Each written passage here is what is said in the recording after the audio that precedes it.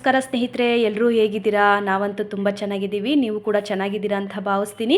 ಬನ್ನಿ ಸ್ನೇಹಿತರೆ, ಇವತ್ತು ಸಕ್ಕತ್ತಾಗಿರುವಂತಹ ಚಿಕನ್ ಬಿರಿಯಾನಿನ ಹೇಗೆ ಮಾಡೋದು ಅಂತ ನಿಮ್ಮೊಂದಿಗೂ ಕೂಡ ನಾನು ಶೇರ್ ಮಾಡ್ಕೊತಾ ಇದ್ದೀನಿ ರೆಸಿಪಿನ. ನೋಡಿ ಸ್ನೇಹಿತರೆ, ಮೊದಲಿಗೆ ನಾನು ಒಂದು ಅರ್ಧದಿಂದ ಮುಕ್ಕಾಲು ಕೆಜಿ ಅಷ್ಟು ಚಿಕನ್ ಇದೆ, ಅದನ್ನು ಚೆನ್ನಾಗಿ 2 ಸತಿ 3 ಸತಿ ತೊಳೆದಿಟ್ಕೋಬೇಕಾಗತ್ತೆ. ಹಾಗೆ ಒಂದು ಗೆಡ್ಡೆ ಬೆಳ್ಳುಳ್ಳಿನ ಈ ರೀತಿ ಸ್ಲೈಸಾಗಿ ಬಿಡಿಸಿಟ್ಕೊಂಡಿದ್ದೀನಿ. ಹಾಗೆ ಒಂದು ದಪ್ಪ ಸೈಜ್ ಈರುಳ್ಳಿನ ಕಟ್ ಮಾಡಿ ಇಟ್ಕೊಂಡಿದ್ದೀನಿ. ಹಾಗೆ ಸ್ವಲ್ಪ ಕೊತ್ತಂಬರಿ ಸೊಪ್ಪು ಕೂಡ ತೊಗೊಂಡಿದ್ದೀನಿ. ಪುದೀನ ಸೊಪ್ಪು ಹಾಕ್ಕೊಳ್ಳಿ, ತುಂಬ ಚೆನ್ನಾಗಿರುತ್ತೆ. ನಮ್ಮ ಮನೇಲಿ ಇರಲಿಲ್ಲ, ಹಾಗಾಗಿ ನಾನು ಕೊತ್ತಂಬರಿ ಸೊಪ್ಪು ಮಾತ್ರ ನಾನು ತೊಗೊಂಡಿದ್ದೀನಿ. ಹಾಗೆ ಒಂದು 2 ಹುಳಿ ಟೊಮೊಟೊನ ಈ ರೀತಿ ಕಟ್ ಮಾಡಿ ಇಟ್ಕೊಂಡಿದ್ದೀನಿ. ಒಂದು 10 ಹಸಿಮೆಣ್ಸಿನ್ಕಾಯಿ ತೊಗೊಂಡಿದ್ದೀನಿ. ಸ್ವಲ್ಪ ಶುಂಠಿ ತೊಗೊಂಡಿದ್ದೀನಿ. ಹಸಿಮೆಣ್ಸಿನ್ಕಾಯಿ ಅಷ್ಟೇ ನೀವು ಖಾರ ಇಷ್ಟಪಡೋರಾದರೆ ಸ್ವಲ್ಪ ಜಾಸ್ತಿ ಹಾಕ್ಕೊಳ್ಳಿ, ಸ್ಪೈಸಿಯಾಗಿ ಚೆನ್ನಾಗಿರುತ್ತೆ. ನಮ್ಮ ಮನೇಲಿ ನಮ್ಮ ಮಗು ಇರೋದ್ರಿಂದ ನಾನೆಲ್ಲ ಕಡಿಮೆನೇ ಸ್ವಲ್ಪ ಖಾರನ ಹಾಕ್ಕೊಳ್ಳೋದು. ನೋಡಿ ಸ್ನೇಹಿತರೆ, 2 ಪಲಾವ್ ಎಲೆ ತೊಗೊಂಡಿದ್ದೀನಿ. ಹಾಗೆ ಒಂದು 3 ಏಲಕ್ಕಿಕಾಯಿ, ಒಂದು ನಕ್ಷತ್ರದ ಹೂವು, ಜೀರಿಗೆ, ಮೆಣಸು, ಚಕ್ಕೆ, ಲವಂಗ ಮತ್ತು ಸ್ವಲ್ಪ ಸೋಂಪು ಇಷ್ಟನ್ನು ಕೂಡ ನಾನು ತೊಗೊಂಡಿದ್ದೀನಿ ಸ್ನೇಹಿತರೆ. ತುಂಬ ಅಂದರೆ ತುಂಬಾ ಚೆನ್ನಾಗಿರುತ್ತೆ. ಹಾಗೆ ಸ್ನೇಹಿತರೆ, ನಾನು ನಮ್ಮ ಮನೇಲಿ ಸ್ವಲ್ಪ ಬಾಸುಮತಿ ರೈಸ್ ಇತ್ತು, ಅದನ್ನೇ ನಾನು ಯೂಸ್ ಮಾಡ್ಕೊತಾ ಇದ್ದೀನಿ. ಈ ಲೋಟದಲ್ಲಿ ನಾನು 1/4 ಲೋಟದಷ್ಟು ನಾನು ಬಾಸುಮತಿ ರೈಸ್ ತೊಗೊಂಡಿದ್ದೀನಿ. ನೀವು ಅಷ್ಟೇ ಮನೇಲಿ ನಿಮ್ಮ ಮನೇಲಿ ಯಾವ ರೈಸ್ ಯೂಸ್ ಮಾಡ್ತೀರಾ ಅದನ್ನೇ ಹಾಕ್ಕೊಳ್ಳಿ ಸ್ನೇಹಿತರೆ. ಏನು ಬಾಸುಮತಿ ರೈಸನ್ನೇ ಹಾಕೋಬೇಕು ಅನ್ನೋದೇನೂ ಇಲ್ಲ, ನಮ್ಮ ಮನೇಲಿ ಇತ್ತು, ಹಾಗಾಗಿ ನಾನು ಇದನ್ನು ಹಾಕ್ಕೊತಾ ಇದ್ದೀನಿ. ನೋಡಿ ಸ್ನೇಹಿತರೆ, ಇದನ್ನು ಅಷ್ಟೇ ಚೆನ್ನಾಗಿ ಒಂದು 2 ಸತಿ 3 ಸತಿ ತೊಳೆದು ಈ ರೀತಿ ನೆನೆಸಿಟ್ಕೊಂಡಿದ್ದೀನಿ. ಈ ಕಡೆ ಒಂದು ಕಡೆ ಬಾಣಲಿ ಇಟ್ಟು, ಈ ಬಾಣಲಿ ಸ್ವಲ್ಪ ಕಾಯೋ ತನಕ ವೆಯ್ಟ್ ಮಾಡಿ ನಾವು ಸ್ಪೈಸಸ್ಗಳನ್ನ ನಾನು ಹುರ್ಕೊತಾ ಇದ್ದೀನಿ ಸ್ನೇಹಿತರೆ. ಇದೊಂಥರ ಡಿಫ್ರೆಂಟು ಟೇಸ್ಟ್ ಕೊಡುತ್ತೆ. ಹಾಗಾಗಿ ಯಾರು ತಿನ್ನೋಕ್ಕೆ ಇದನ್ನೆಲ್ಲ ಇಷ್ಟಪಡಲ್ಲ, ತಾಚ್ಗೆ ಹಾಕ್ತಾರೆ, ಅವ್ರಿಗೆಲ್ಲ ಇದೊಂದು ಬೆಸ್ಟ್ ಸೊಲ್ಯೂಷನ್ನು ಅಂತ ಹೇಳ್ಬೋದು. ಈ ರೀತಿ ಹುರಿದು ಪೌಡ್ರ್ ಮಾಡಿ ನಾವು ಬಿರಿಯಾನಿ ಜೊತೆ ಹಾಕ್ಕೊಳ್ಳೋದ್ರಿಂದ ನಮಗೆ ಎಷ್ಟು ಆರೋಗ್ಯಕ್ಕೆ ಒಳ್ಳೆಯದಾಗಿರುತ್ತೆ. ಇದರೊಳಗಿರೋಂಥ ಬೆನಿಫಿಟ್ಸ್ಗಳು ತುಂಬಾ ಒಳ್ಳೆಯದಾಗಿರುತ್ತೆ. ಹಾಗಾಗಿ ಇದೊಂದು ಟಿಪ್ಸ್ ಅಂತಲೇ ಹೇಳ್ಬೋದು. ಈ ರೀತಿ ನಾವು ಚೆನ್ನಾಗಿ ಸ್ವಲ್ಪ ಸ್ಪೈಸಿಯಾಗಿ ಹುರ್ಕೊಂಡು ಈ ರೀತಿ ಕೆಂಪಗಾಗುವಷ್ಟು ಸ್ವಲ್ಪ ನೋಡ್ತಾ ಇದ್ದೀರಾ, ಆ ರೇಂಜಿಗೆ ನಾವು ಹುರ್ಕೊಂಡು ನಾವು ಅದನ್ನು ಪೌಡ್ರ್ ಮಾಡ್ಕೋಬೇಕಾಗತ್ತೆ. ಈ ಕಡೆ ಒಂದು ಮಿಕ್ಸಿ ಜಾರಿಗೆ ನಾವು ಒಂದು ಹಸಿಮೆಣ್ಸಿನ್ಕಾಯಿ, ಶುಂಠಿ, ಕೊತ್ತಂಬರಿ ಸೊಪ್ಪು ಮತ್ತು ಬೆಳ್ಳುಳ್ಳಿ, ಈರುಳ್ಳಿ ಇದನ್ನೆಲ್ಲ ನಾನು ಪೇಸ್ಟ್ ಮಾಡ್ಕೊತಾ ಇದ್ದೀನಿ. ಸಕ್ಕತ್ತಾಗಿರುತ್ತೆ ಸ್ನೇಹಿತರೆ. ನೀವು ಅಷ್ಟೇ ಮನೇಲಿ ಇನ್ನೂ ಯಾರೆಲ್ಲ ಈ ರೀತಿ ಬಿರಿಯಾನಿನ ಟ್ರೈ ಮಾಡಿಲ್ಲ, ಒಂದು ಸರಿ ಟ್ರೈ ಮಾಡಿ ನೋಡಿ. ತುಂಬ ಈಸಿಯಾಗಿರುತ್ತೆ ಸ್ನೇಹಿತರೆ. ಏನು ಬಿರಿಯಾನಿ ಅಂದರೆ ಒಂದು ದೊಡ್ಡ ಕೆಲಸನೇ ಅಲ್ಲ. ಆರಾಮಾಗಿ ಎಷ್ಟು ಚೆನ್ನಾಗಿ ಮಾಡ್ಕೋಬೋದು ಅಂದರೆ ವೆರೈಟಿ ಬಿರಿಯಾನಿಗಳನ್ನ ಮಾಡ್ಕೋಬೋದು. ನಾನಿಲ್ಲಿ ಸಿಂಪಲ್ಲಾಗೆ ನಾನು ನಿಮಗೆ ಮಾಡಿ ತೋರಿಸ್ತಾ ಇದ್ದೀನಿ. ನೋಡಿ ಸ್ನೇಹಿತರೆ, ಈಗ ಟೊಮೊಟೊ ಕೂಡ ಅಷ್ಟೇ ನಾನು ಪೇಸ್ಟ್ ಮಾಡ್ಕೊತಾ ಇದ್ದೀನಿ. ಟೊಮೊಟೊ ಪ್ಯೂರಿ ಕೂಡ ನಾನು ಮಾಡಿಟ್ಕೊಂಡಿದ್ದೀನಿ. ತುಂಬ ಅಂದರೆ ತುಂಬಾ ಚೆನ್ನಾಗಿರುತ್ತೆ ಸ್ನೇಹಿತರೆ. ಎಷ್ಟೋ ಜನ ತರಕಾರಿಗಳನ್ನ ವೇಸ್ಟ್ ಮಾಡ್ತಾರೆ, ಅವ್ರಿಗೆ ಈ ರೀತಿ ಆರಾಮಾಗಿ ಮಾಡ್ಕೊಬಿಟ್ರೆ ಬಾಯಿಗೆ ಏನೂ ಸಿಗಲ್ಲ. ಆರಾಮಾಗೆ ರೈಸು ಮತ್ತು ಚಿಕನ್ ಜೊತೆ ಆರಾಮಾಗಿ ತಿಂತಾ ಇರ್ತಾರೆ, ಏನೂ ಎತ್ತಾಚಿಗೆ ಹಾಕಲ್ಲ, ಅಷ್ಟು ಚೆನ್ನಾಗಿರುತ್ತೆ ಬಿರಿಯಾನಿ. ಈಗ ನಾನು ಅದನ್ನೆಲ್ಲ ಸ್ಪೈಸಸ್ ಎಲ್ಲ ಹುರ್ಕೊಂಡಿದೆ ಅಲ್ವಾ, ಅದನ್ನು ಅಷ್ಟೇ ಪೌಡ್ರ್ ಮಾಡಿ ಇಟ್ಕೊತಾ ಇದ್ದೀನಿ. ನೀವು ಅಷ್ಟೇ ಸ್ನೇಹಿತರೆ, ಇದೊಂಥರ ಡಿಫ್ರೆಂಟ್ ಟೇಸ್ಟ್ ಕೊಡುತ್ತೆ. ಈ ರೀತಿ ನೀವು ಮಾಡಿ ಹಾಕ್ಕೊಳ್ಳೋದ್ರಿಂದ ಘಮ ಘಮ ಅನ್ನುತ್ತೆ ಸ್ನೇಹಿತರೆ. ಅದು ಹುರ್ಕೊತಾ ಇದ್ರೇ ಘಮ ಘಮ ಅಂತ ಸ್ಮೆಲ್ ಬರ್ತಾಯಿತ್ತು, ಅಷ್ಟು ಚೆನ್ನಾಗಿರುತ್ತೆ ಸ್ನೇಹಿತರೆ. ಇದೊಂಥರ ಡಿಫ್ರೆಂಟ್ ಟೇಸ್ಟ್ ಅಂತಲೇ ಹೇಳ್ಬೋದು. ಸಕ್ಕತ್ತಾಗಿರುತ್ತೆ. ನೀವು ಅಷ್ಟೇ ಮನೇಲಿ ಇದೊಂದು ಸತಿ ಟ್ರೈ ಮಾಡಿ ನೋಡಿ. ಹಾಗೆ ಸ್ನೇಹಿತರೆ, ಎಲ್ಲ ರೆಡಿ ಮಾಡಿ ಇಟ್ಕೊಂಡಿದ್ದೀನಿ ಬಿರಿಯಾನಿಗೆ. ಇನ್ನೇನಿದ್ರು ಮಾಡೋದೊಂದೇ ಬಾಕಿ ಇರೋದು. ಈ ಕಡೆ ಟೊಮೊಟೊ ಪ್ಯೂರಿ ಮತ್ತು ಹಸಿಮೆಣ್ಸಿನ್ಕಾಯಿ, ಅದು ಸೊಪ್ಪಿನ ಪೇಸ್ಟು ಮತ್ತು ಅದು ಪೌಡರು, ಸ್ಪೈಸಸ್ ಪೌಡ್ರ್ ಮಾಡಿ ಇಟ್ಕೊಂಡಿದ್ದೀನಿ. ಹಾಗೆ ಒಂದು ಒಗ್ಗರಣೆಗೆ ಒಂದು ದಪ್ಪ ಸೈಜ್ ಈರುಳ್ಳಿನ ಕಟ್ ಮಾಡಿ ಇಟ್ಕೊಂಡಿದ್ದೀನಿ. ಬನ್ನಿ ಸ್ನೇಹಿತರಿಗೆ ಹೇಗೆ ಮಾಡೋದು ಅಂತ ನೋಡೋಣ. ಒಂದು 4 ಟೇಬಲ್ ಸ್ಪೂನ್ ಅಷ್ಟು ಎಣ್ಣೆ ಹಾಕ್ಕೊಂಡಿದ್ದೀನಿ ಸ್ನೇಹಿತರೆ.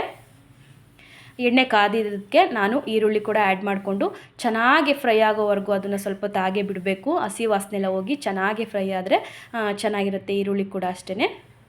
ನೋಡಿ, ಈಗ ಅದು ಚೆನ್ನಾಗಿ ಫ್ರೈ ಆಗಿದೆ. ನಾವು ಇವಾಗ ಪೇಸ್ಟ್ ಮಾಡಿ ಇಟ್ಕೊಂಡಿದ್ವಲ್ಲ, ಹಸಿಮೆಣ್ಸಿನ್ಕಾಯಿ, ಕೊತ್ತಂಬರಿ ಸೊಪ್ಪು, ಈರುಳ್ಳಿ ಅದೆಲ್ಲ, ಆ ಪೇಸ್ಟನ್ನು ಇದರೊಳಗಡೆ ಹಾಕಿ ಚೆನ್ನಾಗಿ ಹಸಿ ವಾಸನೆ ಹೋಗೋವರೆಗೂ ಹಾಗೆ ಸ್ವಲ್ಪ ಫ್ರೈ ಮಾಡ್ಕೋಬೇಕಾಗತ್ತೆ. ತುಂಬ ಅಂದರೆ ತುಂಬಾ ಚೆನ್ನಾಗಿರುತ್ತೆ ಸ್ನೇಹಿತರೆ. ಏನು ಬಿರಿಯಾನಿ ಅಂದರೆ ದೊಡ್ಡ ಕೆಲಸನೇ ಅಲ್ಲ. ಎಷ್ಟೋ ಜನಕ್ಕೆ ಪಾಪ ಬಿರಿಯಾನಿ ಹೇಗೆ ಮಾಡ್ತಾರೋ ಏನೋ ಅಂತ ಅನ್ನಿಸುತ್ತೆ. ಕೆಲವ್ರಿಗೆ ಏನು ಮಾಡೋಕ್ಕೆ ಬರ್ದಿರೋರು ಕೂಡ ಇದ್ದಾರೆ, ಅವ್ರಿಗೆ ತುಂಬ ಯೂಸ್ಫುಲ್ ವಿಡಿಯೋ ಅಂತಲೇ ಹೇಳ್ತೀನಿ ನಾನು. ನೋಡಿ, ಈ ರೀತಿ ಟೊಮೊಟೊ ಪ್ಯೂರಿನೂ ಕೂಡ ನಾನು ಆ್ಯಡ್ ಮಾಡ್ಕೊತಾ ಇದ್ದೀನಿ. ಇದನ್ನು ಅಷ್ಟೇ ಸ್ವಲ್ಪ ಹಸಿ ವಾಸನೆ ಹೋಗೋವರೆಗೂ ನೀಟಾಗಿ ಸ್ವಲ್ಪ ಹಾಗೆ ಫ್ರೈ ಮಾಡ್ಕೋಬೇಕಾಗತ್ತೆ ಸ್ನೇಹಿತರೆ. ತುಂಬ ಅಂದರೆ ತುಂಬಾ ಚೆನ್ನಾಗಿರುತ್ತೆ ಸ್ನೇಹಿತರೆ. ಎಲ್ಲ ಥರ ಬಿರಿಯಾನಿ ನೀವು ಮಾಡಿ ತಿಂದು ಬೇಜಾರಾಗಿದ್ದರೆ ಈ ಥರದ್ದೊಂದು ಬಿರಿಯಾನಿನೂ ಮಾಡಿ ತಿನ್ನಿ. ತುಂಬ ಅಂದರೆ ತುಂಬಾ ಚೆನ್ನಾಗಿರುತ್ತೆ ಸ್ನೇಹಿತರೆ. ಇನ್ನೂ ಬೇಜಾನ್ ಥರ ವೆರೈಟಿಲಿ ಬಿರಿಯಾನಿಗಳನ್ನ ಮಾಡ್ತಾರೆ, ಡಿಫ್ರೆಂಟಾಗಿರೋದು. ಅದರಲ್ಲಿ ಇದು ಒಂದು ಅಂತ ಹೇಳ್ಬೋದು. ಯಾಕಂದರೆ ತುಂಬಾ simple and easy recipe biryani ಅಂದ್ರೇ ಎಷ್ಟು ಜನಕ್ಕೆ ಬಿರಿಯಾನಿ ನಂಗೆ ಮಾಡೋಕ್ಕೆ ಬರಲ್ಲ ಹಾಗೆ ಹೀಗೆ ಅಂತ ಹೇಳ್ತಾರೆ. ಏನು ದೊಡ್ಡ ಕೆಲಸನೆಲ್ಲ ಬಿರಿಯಾನಿ ಮಾಡೋದು. ತುಂಬ ಅಂದರೆ ತುಂಬಾ ಈಸಿ ಸ್ನೇಹಿತರೆ. ಸಕ್ಕತ್ತಾಗಿರುತ್ತೆ. ಉಪ್ಪು ಖಾರ ಒಂದು ಕರೆಕ್ಟಾಗಿ ಹಾಕೋಬೇಕು, ಚೆನ್ನಾಗಿ ಮಾಡಬೇಕು, ನೀಟಾಗಿ ಎಲ್ಲ ವಾಶ್ ಮಾಡಿಕೊಂಡು ಚೆನ್ನಾಗಿ ಮಾಡ್ಕೋಬೇಕು. ನಮಗಂತೂ ಹೋಟೆಲ್ ಊಟಕ್ಕಿಂತ ಮನೆ ಊಟನೇ ನಾವು ತುಂಬ ಇಷ್ಟಪಡ್ತೀವಿ. ಹಾಗಾಗಿ ನಾನು ಮನೇಲಿ ಟ್ರೈ ಮಾಡ್ತಾ ಇರ್ತೀನಿ ಡಿಫ್ರೆಂಟಾಗಿ ಬಿರಿಯಾನಿನ.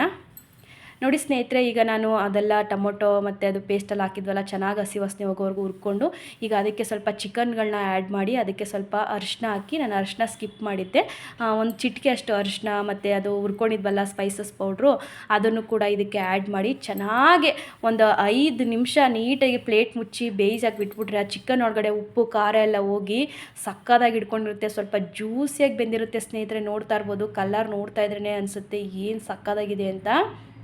ತುಂಬ ಅಂದರೆ ತುಂಬಾ ಚೆನ್ನಾಗಿರುತ್ತೆ ಸ್ನೇಹಿತರೆ. ಒಂದು 5 ನಿಮಿಷ ಪ್ಲೇಟ್ ಮುಚ್ಚಿ ಬಿಟ್ಬಿಡಿ, ಅದರಲ್ಲೇ ಚಿಕನ್ನು ಒಂದು ಅರ್ಧದಿಂದ ಮುಕ್ಕಾಲು ಭಾಗ ಚಿಕನ್ ಚೆನ್ನಾಗಿ ಬೆಂದ್ಬಿಟ್ಟಿರುತ್ತೆ.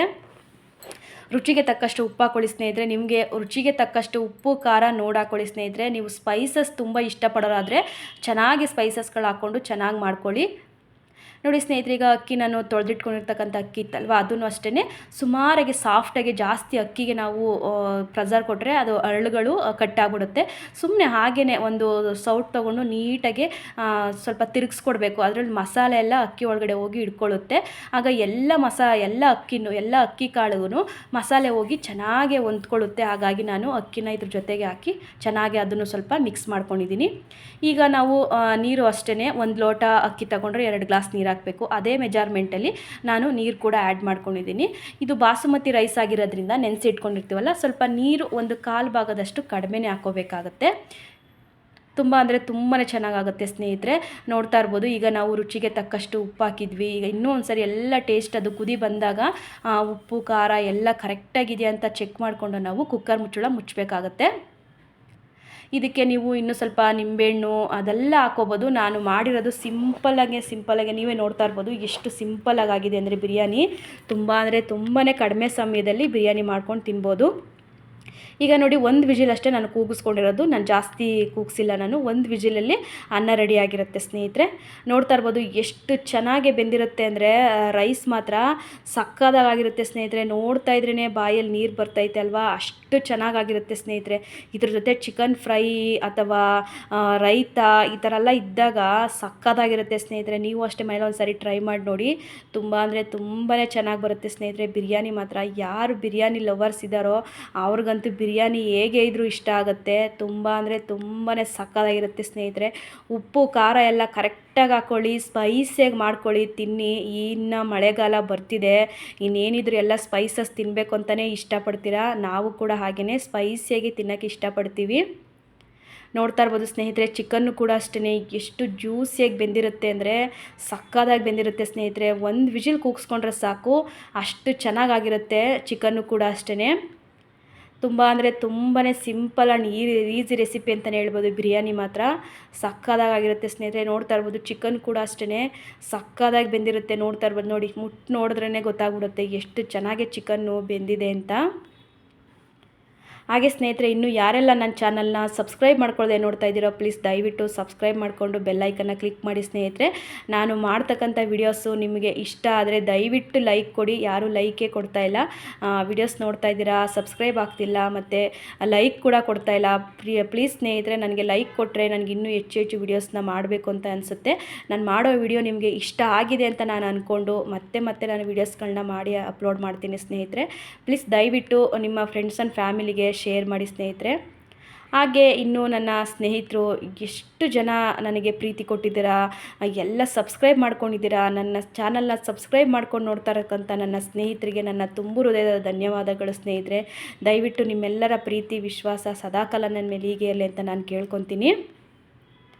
ನೋಡಿ ಸ್ನೇಹಿತರೆ, ಎಷ್ಟು ಚೆನ್ನಾಗಿ ಬಿರಿಯಾನಿ ರೆಡಿಯಾಗಿದೆ ಅಂದರೆ ತುಂಬಾ ಚೆನ್ನಾಗಿತ್ತು ಸ್ನೇಹಿತರೆ. ನಾವು ಮಾತ್ರ ಸಕ್ಕದಾಗಿ ಎಂಜಾಯ್ ಮಾಡಿದ್ವಿ. ಬಿರಿಯಾನಿ ಅಂದರೆ ಅದು ಹೇಗೆ ಮಾಡಿದ್ರು ಬಿರಿಯಾನಿ ಸೂಪರಾಗಿ ಆಗಿಬಿಟ್ಟಿರುತ್ತೆ, ಅಷ್ಟು ಚೆನ್ನಾಗಿರುತ್ತೆ ಸ್ನೇಹಿತರೆ.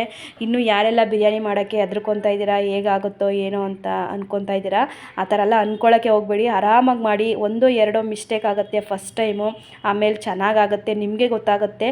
ಯಾವುದೊಂದು ಅಷ್ಟೇ ಯಾರು ಫಸ್ಟೇ ಕಲಿಯೋಕ್ಕಾಗಲ್ಲ, ಒಂದಲ್ಲ ಒಂದು ಮಿಸ್ಟೇಕ್ ಮಾಡೇ ಮಾಡ್ತಾರೆ. ಹಾಗೆ ಕೂಡ ನೀವು ಅಷ್ಟೇ ಟ್ರೈ ಮಾಡೋದ್ರಲ್ಲಿ ಏನೂ ತಪ್ಪಿಲ್ಲ. ಉಪ್ಪು ಖಾರ ಒಂದು ಕರೆಕ್ಟಾಗಿ ನೋಡಿ ಹಾಕ್ಕೊಳ್ಳಿ, ಚೆನ್ನಾಗೇ ಆಗಿರುತ್ತೆ ಅಡುಗೆ. ನೆಕ್ಸ್ಟ್ ಟೈಮ್ ನಿಮಗೆ ಗೊತ್ತಾಗಿರುತ್ತೆ ನಾನು ಏನು ಮಿಸ್ಟೇಕ್ ಮಾಡಿದೆ, ನಾನು ಹೇಗೆ ಮಾಡ್ಕೋಬೇಕು ಅಂತ. ಹಾಗೆ ಸ್ನೇಹಿತರೆ, ಎಲ್ಲರಿಗೂ ಧನ್ಯವಾದಗಳು.